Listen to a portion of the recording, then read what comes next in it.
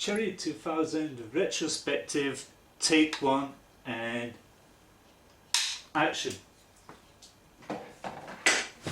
Hiya, I'm Frankie SMALES. In this retrospective we're going about the most brilliant sci-fi action adventure movies of the 80s decade. And that is Cherry 2000. It stars David Andrews from Terminator 3 alongside Melanie Griffiths from Working Girl. And it's also stars Pamela Gidley in the title role. However, this film takes place in a post-apocalyptic near-distant future of 2017.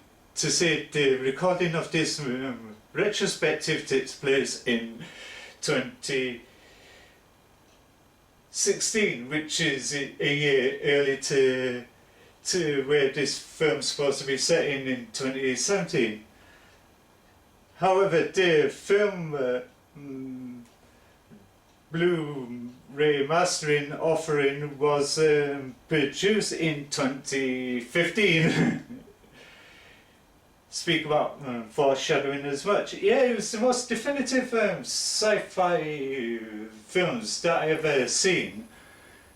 I came across it by looking at various sci-fi magazines and that many years ago, from magazines like Starburst and etc., which they had things going about the film.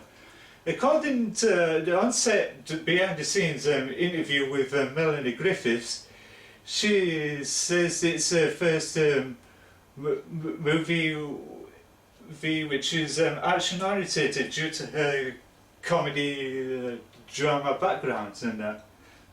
Yeah, the film is a bit elemental, mixture between robotic love and Mad Max thrown into it.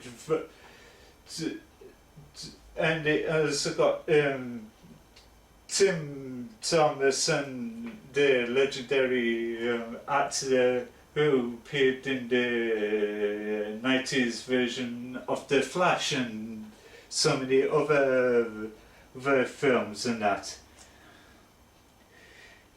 Yeah, it's very different than to the old sci-fi apocalyptic films where heroes on a dusty, deserted dystopian cities and that taking on bad guys like you see in films like Cyborg and Mad Max and etc. Yeah, to me it was a great experience of seeing something new and different, then set to above all the rest that was been going on the strands before that.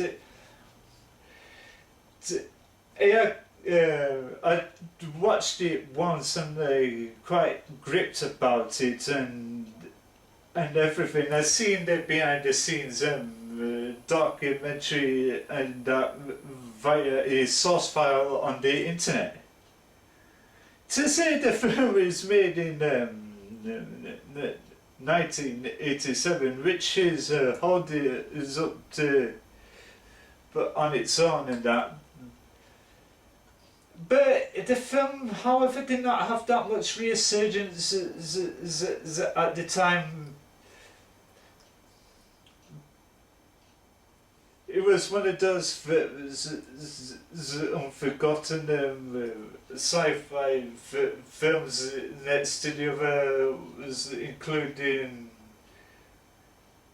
Space Hunter and that starred Molly Ringwald and Ernie Hudson and that.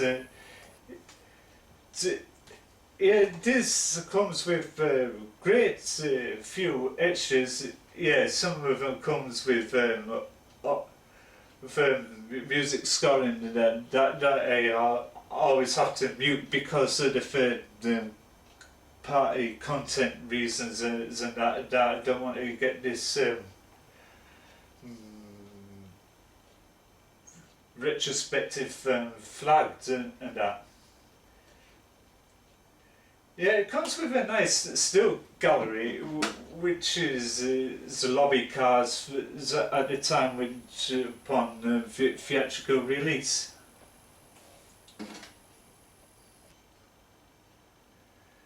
And etc. Yeah, it's the most definitive I've ever seen in a sci-fi action adventure film, where Mel Griffiths plays this no-nonsense bounty hunter called E. Johnson, which is a female equivalent of Han Solo in Star Wars and etc. Yeah, this film is great due to the behind the scenes stills and that, which is very different and unique to the old cliched ones and that, set in a grim future and that. This film probably came out the same year or so from the first RoboCop film, which RoboCop at the time made a huge splash at the cinema and spawned so many sequels and TV shows and direct video spin-off films and that, which 0.5% of them did not fare very well. But the still galleries and that is totally rocking. Where in this film, Mel rocked it to the extent with that great 80s red hair, basically something similar to Linnea Quigley's character Trash in Return of the Living Dead, that I retrospected a year back, where she explains that living sucks, to die is cool, I want to be mauled by a horde of the undead and that, stripped off her clothes and did a steamy graveyard dance.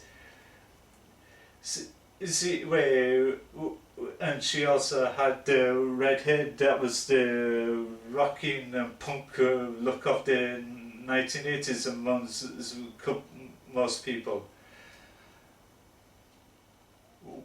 But which was a guilty pleasure to say I did have the red hair look and so many other looks going through my late teen years to go through the adolescence and that. But not so very much now I'm a lot older and that I don't do much of hair dyeing and that, but yeah, Mel became an influence in the film. How to be a no-nonsense, tough cookie woman, but which was very hard and to accept in the Hollywood at the time, because Hollywood was not ready for women to take tough demanding roles. They are forever playing these I want to be saved girl and screaming and being the first ones to be off by stalkers of all varieties and that. But Mel really threw the book out the window. It was like before that, her co-star Sigourney appeared in Alien, which she Aliens, which she played Ellen Ripley, that duked it out with the alien queen in the parlour with this line, "Get away from her, you bitch," and took her on with this big dramatic alien score, which Tarantino apparently loved and used it in the trailer from Dusk Till Dawn and etc. To say Sigourney that I met at last year's London Film Comic Con in the summer, where people lined up to side from 1 AM in the morning onwards.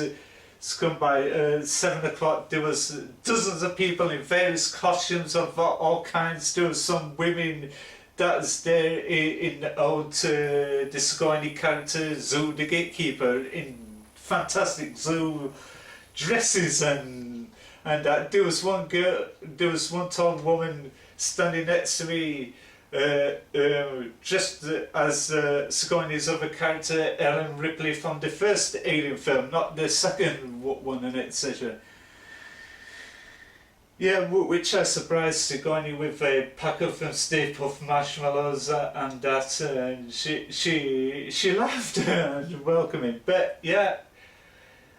But this film is very influenced. It's like an Alien and Ellie Bounty with Sid Baldan, in which she played the main lead, which she also wrote and produced, and that which she played the no nonsense tough blonde bounty hunter that had very little lines though, but it was effective way. Another film highly recommendable. It was like in the early 80s, they had the film Ninja Free, The Domination, with Lucinda Dickey, who many fans know as a Special K from the Breaking series, and the cheerleader camp in Ninja Free. She played this, again, no-nonsense type person, instead of wanting to be saved, and that she went around chop-socking victims as a revenge of that. Yeah, it was a very influential film of this time. Cherry 2000 and that, which is very great. Here, the depth character building between David Andrews and Mel as the film progresses. The characters didn't hit off at first, and that it took them to the all the way through the film for the characters to gel, and that then ends up becoming a crass buddy film from then on, which both of them are from different backgrounds and etc. The writing was beautiful, the casting was excellent, and the scoring was magnificent.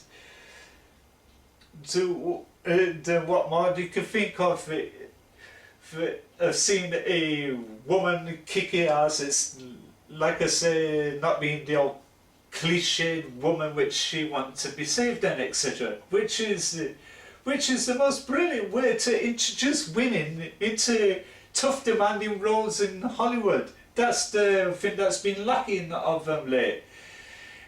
All the meaty roles seem to go to men, and that where women feel like constant being second fiddle and that, which was called for demanding tough female leads.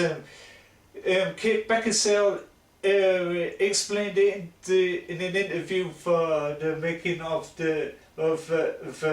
Underworld Awakening, whatever it was. She explains there was not enough tough, demanding female leads to say before her did the Underworld films. Mila Jovovich, she came into her own as Alice in the Resident Evil franchise. In the most in the recent years, another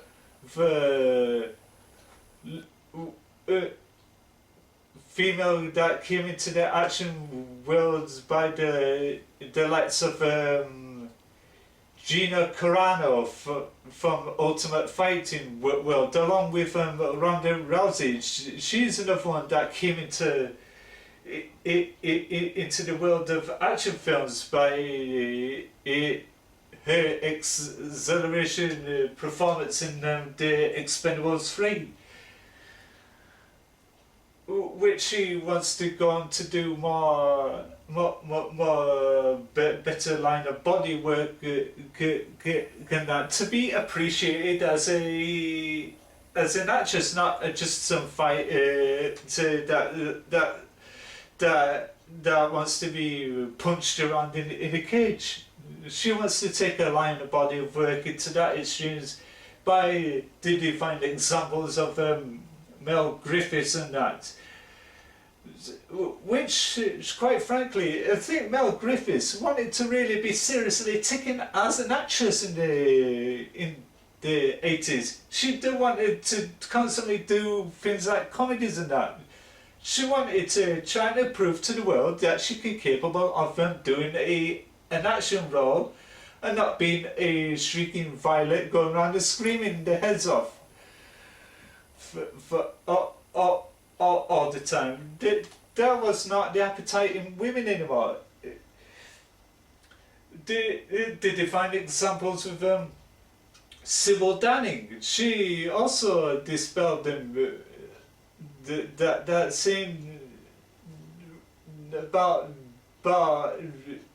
the acceptance of being a woman in the tough demanding leads and that, because there was not enough demand in Hollywood at that time of the period to accept women in tough demanding action roles.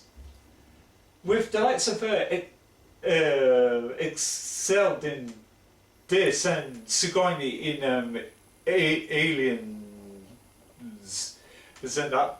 Yeah, but before that she appeared as Dana Barrett, a celloist that gets possessed by this ancient demon Zoo that possessed her body and turns into this dog, which was a character arc in the film Ghostbusters and that. A couple of years later, in 85,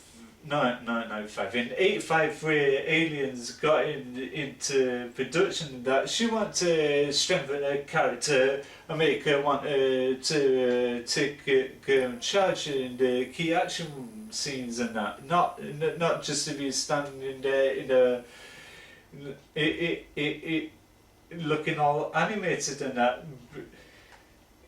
Yeah, but the whole decadence of tough action women in Hollywood should be learned to appreciate. I'm not surprised by now it should be demanded. It shouldn't be a guy being the tough guy and the whole heroic in that, whilst the woman has to play second fiddle all the time. And the old worldly cliches. It's like, for instance, the 90s remake of Night of the Living Dead, the Tom Savini directed film, which he did a fantastic job directing that film. I interviewed him about that. He was shocked to say how much I loved his version. Which the character Barbara, she started off as a shrieky violent. Then as the film progresses, she got stronger, and then they went into her own. They want to partake in the key action scenes and that. They want to be the Archibald stereotypical woman in Hollywood through decades before that. But which is the high demands. This is why films like Cherry 2000, Aliens and LA Bounty and Ninja 3 and the Resident Evil series, Expendables 3, the Fast and the Furious series, which they had tough action women like Gina Carano and Michelle Rodriguez, who also starred in the Resident Evil series and that and etc. Look at Terminator 3, not Terminator 3, yeah, Terminator 3, Rise of the Machines. The female baddie was Christina Loken. Then again, she excelled it to the brilliance, playing the non-nonsense female killing machine and then that, but which she didn't have that much markup as in comparison with Robert Patrick from Terminator 2. Which then again, the appreciation for women in tough, demanding action films is slightly become appreciated in that, and now they wanted to pick it up to the strengths of the 90s, 80s periods. So this is why the films like Cherry 2000 is a fine examples in that, and it's so appealing towards women that wants to be tough and strong in that. I want to be recognised as an action star and etc. As time comes, it will become more appreciative. For which these up-and-comers, like I said, with the likes of Ronda Rousey and Gina Carano will end up improved. The most recently, one that came into the only that once they took a line of body work too seriously is Melissa Benoist's latest Supergirl. There was, upon criticism, she did get heavily slated about this comedic actress from Glee taking on a role so like Supergirl, so ambitious and that. But when she approved, she pulled it off. It's doing so well. If it didn't do so well, it would have been canned from the first part of the series. So, which is the to the Helen Slater take on Supergirl. Then again, Helen Slater was like Melanie Griffiths and Lucinda Dickey and Sigourney Weaver and Sybil Danning at the time wanted to be taken seriously as an actress. They wanted to be in the most demanding, tough roles and that. Then again, she became appreciated because many fans wasn't ready for a female super heroine film to take off in the 1980s. That's why the film was an utmost critical failure, and it died in the box office, which I quite enjoyed. And that it was the divine examples. It was like Brooke Shields. She was 15 at the time when she hit the most criticism for playing in a gene advert for Calvin Klein, going about the genetic codes in genes and etc., which she ends up in the yoga pose towards the end. But she made a face. What do you know what comes between me and my genes? Nothing, and etc., which caused a tremendous stir amongst these moralistic movements of the time and demanding things like that to be stopped by objectifying women in such fashion and that. But with action films with women, it was hard to appreciate in the decades of the 1980s and etc., where the whole essence of Cherry 2000 was to define examples of how women should be be treated and portrayed in the art of filmmaking. At the end of the day, Cherry 2000 is a form of art. Having the strong women in the demanding films is a form of art and expression of how to stand up to the males. As we've had enough of being treated as sexualized objectifications, and that's been filterized in the media. Saying we as women is not a pretty face on a hot body to be mad and to be treated as streaky violence. We want to take a stand and want to be more tough and demanding than that, and to be really taken seriously as an actress. So that's why the likes of Cherry 2000, Ninja 3, Early Bounty,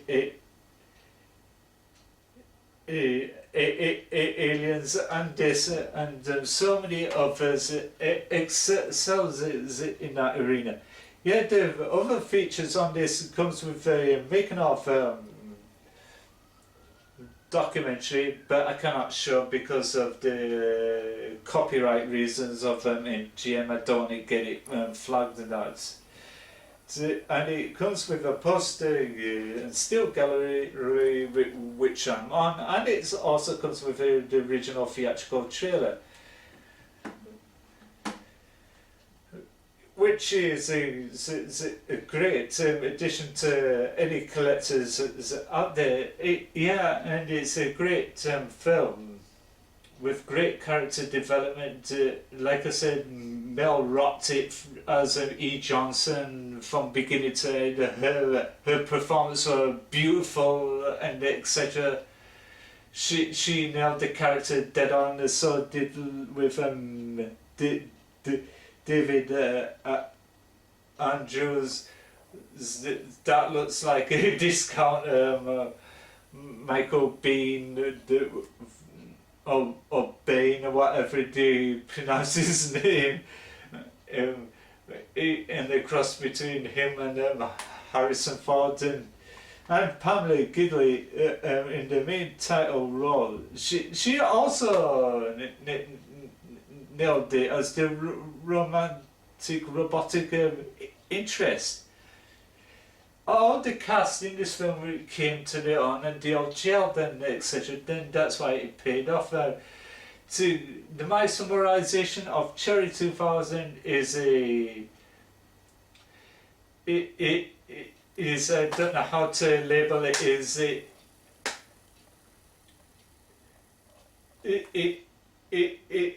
It is the full marks out of the 10.